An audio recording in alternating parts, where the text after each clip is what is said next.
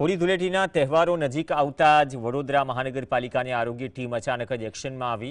3 અલગ અલગ ટીમે શહેરના વિવિધ વિસ્તારોમાં ધાણી, ચણા, પતાસા અને ખજૂરના વેપારીઓને ત્યાં સપાટો બોલાવી ચેકિંગ કર્યું, સેમ્પલ લીધા। પરંતુ સવાલ એ થાય કે લોકોના આરોગ્ય સાથે ચેડા કરતા વેપારીઓ સામે માત્ર તહેવારોમાં જ જાગૃતતા કેમ આવે છે?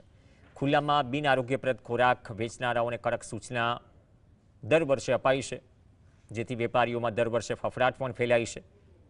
તહેવાર પૂરતો જનતાના સ્વાસ્થ્ય સાથે થતી આ રમત પાલિકાની કામગીરીને ટીકાપાત્ર બનાવે છે।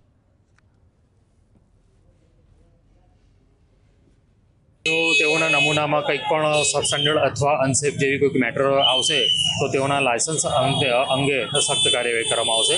તેમજ જે ખુલ્લામાં ખજૂરનું પણ વેચાણ થયું હતું તેમને પણ ઇન્સ્ટ્રક્શન આપી દેવામાં આવી છે કે તમે ખોરાકને ઢાંકીને વેચાણ કરો અથવા તો તમારો ધંધો તાત્કાલિક ધોરણે અમે બંધ કરાવ્યો છે।